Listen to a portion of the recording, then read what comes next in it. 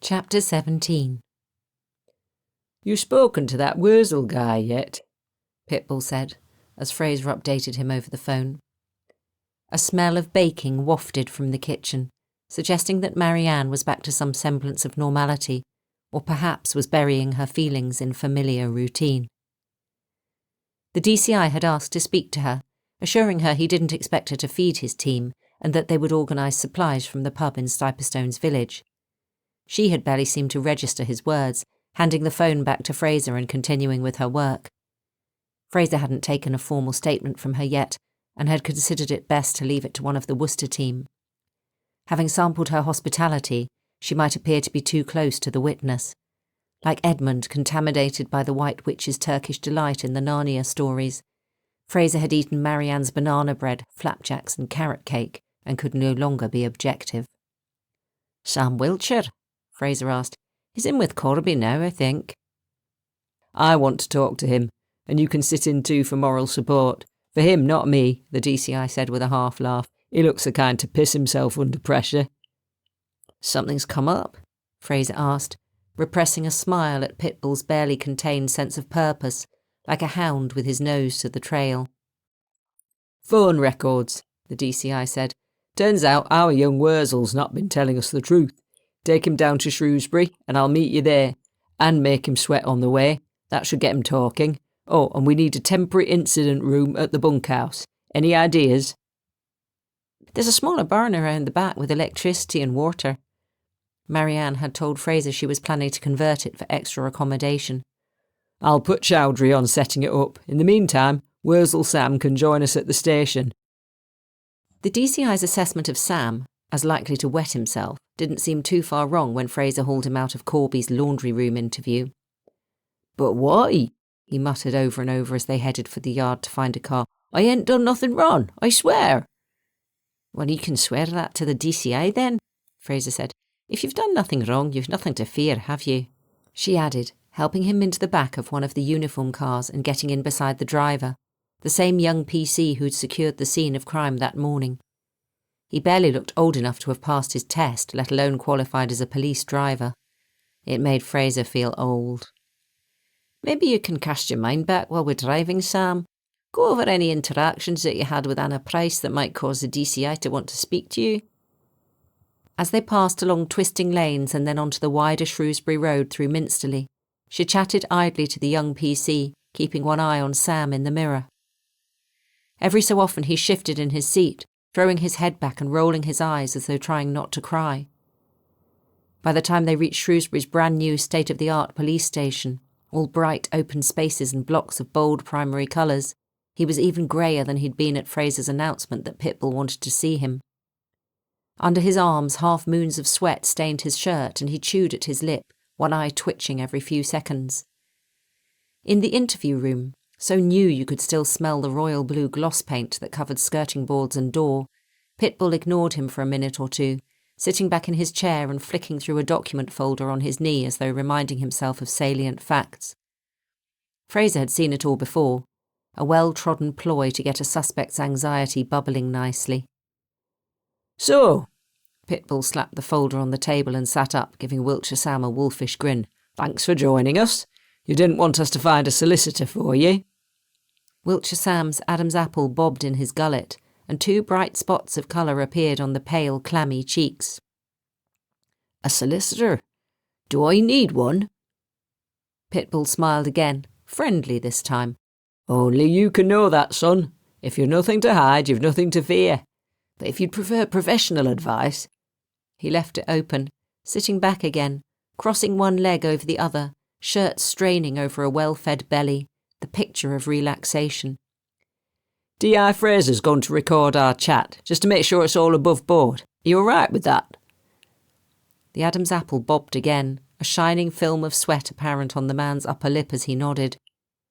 He looked nervously at Fraser and she smiled reassuringly, stopping just short of giving him a wink as she switched on the video and audio recorders. Good cop, bad cop, the age-old routine. "So, Dr. Wiltshire," Pitbull flicked open the folder and made a show of consulting the front page. "How well did you know Anna Price?" I didn't. I mean, I met her, but Not like we was friends or anything. His eyes flashed to Fraser again, pleading. I told Di Fraser I just went to her school. She asked for a talk. An archaeology talk at the school, you mean? Wiltshire Sam nodded, swallowing, and brushed the back of his hand across his forehead. The interview room was cool but stuffy, with 3 bodies in there and one of them exuding adrenaline. And did you have any other talks with her? He shook his head. How often did you meet? DCI asked. We didn't. I mean, only at the school and at Donald's lecture at the carding mill. But that was only like 5 minutes when Donald introduced us. And how often were you in touch? What? We weren't. I mean, only for the talk. Pitbull nodded and looked across at Fraser, a cynical smile crossing his sagging features, as though she and he shared secret knowledge that would ensure the archaeologist's doom. All pantomime, of course, since Pitbull hadn't seen fit to share whatever he'd found in the phone records with her. The DCI leafed through the file again and removed a sheet of paper. On the left-hand side was a column of multi-digit numbers, some streaked with neon pen. Dr. Wiltshire, this is a copy of Anna Price's mobile records for the month of June and July last year. He handed the piece of paper across, letting Wiltshire Sam take it with trembling hands. Do you recognise the number highlighted in yellow? Spots of colour flared again on the cheekbones, giving birth to unsightly blotches on the neck. It's mine. She called me to organise a school visit. Of course. Was there a lot to organise? Well, enough to justify 7 phone calls, an extensive string of WhatsApp messages, and I should tell you we've also accessed Miss Price's email, a considerable number of those too. The archaeologist tugged at his beard, loosening one of the beads that bound it into sections. She was friendly and clever, really interested. In archaeology or in you? The DCI asked. In archaeology. Wiltshire Sam looked as though he was summoning the energy to fight now, sitting up a little straighter, lengthening the back of his neck. Look, I told Di Fraser all about this. DCI Pitbull nodded as though satisfied, and sank back again, perusing his file. And what date did you go to the school for the visit? I don't know. June, end of June last year, 'cause Donald's talk was near the beginning of the month. June. The DCI nodded thoughtfully again. So, can you explain why there are several calls listed in the first 2 weeks of July? The archaeologist's foot was drumming now. Fraser remembered how he'd played with the cups when she'd visited the dig. He seemed to find it impossible to be still, like her ADHD nephew who was always fiddling. Maybe he had the condition too, and the restlessness has nothing to do with guilt. Follow-up calls, the man said. She wanted advice about her club. You can see from the emails. Fraser leaned forward and cleared her throat, raising an eyebrow for permission from Pitbull, who nodded. Sam, I'm sorry to interrupt. I thought you told me that Claire had carried out the follow-up visit, that you'd had no contact after doing the talk. Well, I said I didn't see her after, and I didn't, but she still called me to ask about stuff. Pitbull nodded. The wolf's smile was back, and Fraser could sense him moving in for the kill. Maybe the archaeologist did too, because while the foot drummed, one hand plucked at his beard and the fingers of the other wound through a hole in the knee of his combat trousers. So, how do you explain your arrangement to have dinner at the Gate of India with Miss Price on the 13th of July? Odd time for a talk about school clubs, I'd have thought. Nearly the end of term. A curry house in Church Stretton.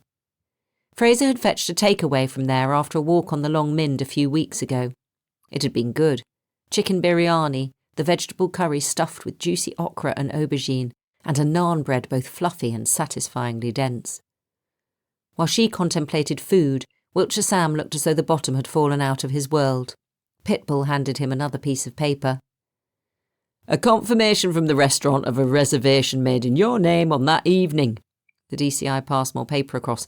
And a transcript of messages between you and Miss Price confirming the arrangement. Wiltshire Sam's jaw shook. But it's encrypted. I thought WhatsApp. Not if we have her phone, Dr. Wiltshire. If we have her phone, we can read her messages and your replies. Looks as though the two of you were friendlier than you let on. The archaeologist's hands came up around his head, gripping at his temples, digging deep into the lank, fair hair. Fraser almost felt sorry for him until she remembered Anna Price's battered skull and Lucy Hawkins' body hanging in the barn. And while she couldn't imagine a motive a year on from their supposed meeting, he had lied, or at the very least withheld information. Well, if you've seen all the messages, the man wasn't going down without a fight, you'll have seen she stood me up too, won't you? She never showed. Just sent some crap excuse about not feeling well when I'd already been waiting there nearly an hour. What I have seen, Pitbull said, still with his wolfish smile, are the abusive messages that you sent her after she failed to show. If you look down those messages there, you can remind yourself. Prick tease, was she? The archaeologist's blush deepened, no longer just 2 points of colour.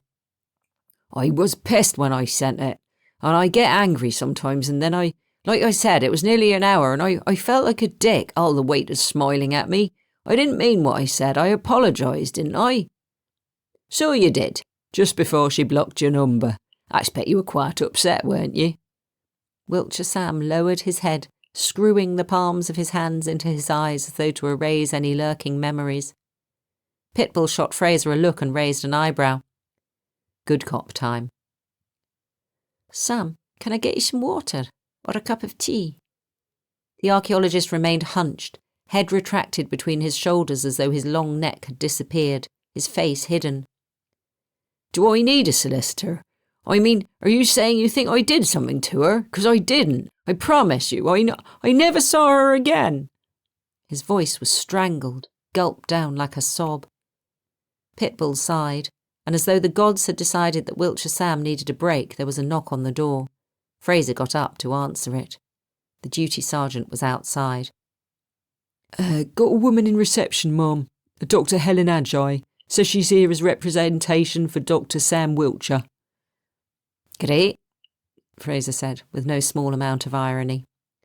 She relayed the message to the DCI and Wiltshire Sam, who looked as though he'd just been thrown a lifebelt in a raging sea. I'll come through to reception to fetch her. Wiltshire Sam's face paled and Pitbull gave a guttural laugh. It's all right, lad. You're in no danger. The camera's still running and we'll leave the door open. We don't beat up suspects these days. There's a law against it. As the duty sergeant led the way along the corridor, Fraser racked her brains for his name. Charlie? Please God she'd remembered it right. You wouldn't be able to get us some teas while you're at it, would you? Suspect's getting a bit stressed. No problem. As they reached the door to reception, he turned with a half-smile. And it's Pete, Mum. Charlie's the other one. Oh, Lord, I'm sorry, she muttered, cursing herself. I'm rubbish with names. I'll get it right next time, I promise. Dr. Agi hadn't bothered to take a seat while she waited. There was something magisterial about the woman, who was effortlessly elegant in combats and a T-shirt, and less than impressed with the police, of whom she apparently held a low opinion. Ridiculous, she said. The whole thing is a shambles, and if we weren't all so devastated by what happened to that poor young woman, I doubt we'd be half so cooperative. Those poor young women, Fraser said gently. I hope you realise that Dr. Wiltshire is vulnerable. Helen Agi might as well not have heard her. He has autism and ADHD. This kind of experience is incredibly stressful for him. You should never have brought him here without informing me or Professor McIntyre. You'll forgive us, I'm sure. No one had made us aware of any special needs. I mean, there is no way that Sam would have harmed anyone. He simply isn't capable of it. I'm afraid none of us can be sure of that about anyone, no matter how well we know them, Fraser said as gently as she could. And I can assure you that Dr. Wiltshire has been treated with the consideration we afford any witness. Everything has been recorded. Dr. Agi nodded and said she should hope so too. Fraser hoped she wasn't an armchair lawyer, or worse, a union rep. Did archaeologists even have unions? She might not buy Sam as their murderer, but a hunch, no less than Pitbull's hints of more to come, suggested he had more to tell them. Fraser waited for her to sign in. At the door to the interview room, they met Pete, the duty sergeant, with a tray and 3 mugs. As Fraser opened the door, he offered to fetch another. Please don't bother, Dr. Agi said. I'm drowning in tea. All we want is to get on with our work. In Fraser's absence, The DCI had fetched another chair. He looked up now with a smile and motioned Dr. Ajay towards it. That makes 4 of us, Dr. Ajay. Thanks for joining us. I'm sure your colleague's very grateful for your support. I would ask, though, that you keep any comments to a minimum unless they have material importance to our questions. Helen Ajay smiled brusquely. Don't let me hold you up, she said, and sat, laying a hand briefly on Wiltshire Sam's arm. He had pulled a mug of tea towards him and was cradling it between his hands. Fraser checked the recording equipment and took her own seat. Dr. Ajay has just informed us you have ADHD and autism, Dr. Wiltshire. We'll do our best to accommodate you, so just let us know if this gets too much, okay? You can take a break when you need to. Pitbull glared at her. Still playing bad cop? Or did he mean it? Tapping his fingers on a typed white sheet, he went back to his folder. In one message, Dr. Wiltshire, I noticed that Anna Price sent you her address. You'd planned to pick her up on the way to the restaurant. She changed her mind the day before, said she didn't want me to. Did you go to her house later, when she stood you up at the restaurant? The archaeologist shook his head, though the coloured spots reappeared on his cheekbones. He'd make a very poor poker player, Fraser thought. Come on, son. Pitbull shook his head with a half laugh. The girl stands you up, makes a fool out of you, and you're pissed enough to send abusive messages. You have her address and she lives 10 minutes away. You seriously expect us to believe that you just moseyed on home without calling on her? Wiltshire Sam's head retracted again, shoulders hunched like a vulture, his face working as he tugged at his beard. Helen Ajay laid a hand on his arm again. You don't have to answer, Sam. They don't have the right to interrogate you like this. Interrogate? Pitbull began to bluster, and Fraser stepped in. Sam was there voluntarily. This was a chat, not an interrogation, and yes, perhaps the DCI was conveying a sense of urgency, but there was the body of a young woman on its way to the morgue. A young woman they had all liked and respected. No one was accusing Sam of anything, but it was vital that he told them everything he knew about Anna Price. If he had gone back to her house, maybe he saw something that might help the police discover what had happened to her. Anything, no matter how small, might be significant. The silence was unnaturally loud. When Sam spoke, his voice was low and halting. There was someone there with her. She wasn't ill. Just made that up, I reckon, keeping me, I don't know. Pitbull let his breath out between his teeth with a hiss. How'd you know there was someone with her? There was a row going on, Wiltshire Sam said. I could see them through the curtains, pale fabric like. They were shut and the light was on, even though it was only just getting dark out. This time of year, you know, still light at 9:30. Who did you see? Pitbull asked. Man or woman? The archaeologist shrugged. I dunno. Bigger than her.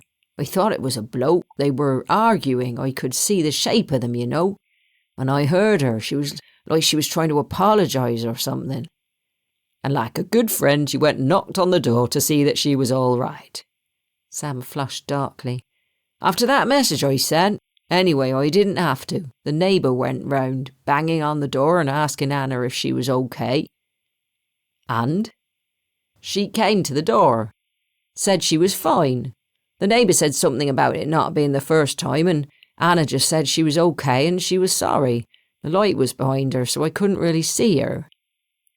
The other person? Fraser said. Did they come to the door? Did you get a look at them? Sam shook his head. Could you tell anything about them? Tall, short, older, younger? What about the voice? The archaeologist thought, trawling through memory. It was a year ago, but not a scene he would have forgotten. Not old. Tallish, not really big or anything, but big enough to scare her, looming over her. I felt ashamed after, like I should have gone to help or reported it or whatever. But after that message I sent, she blocked me. Fraser couldn't blame her. A man like that in her life, and when she met Wiltshire Sam, kindly, a bit of a geek, she probably thought he was different. Until he'd abused her too.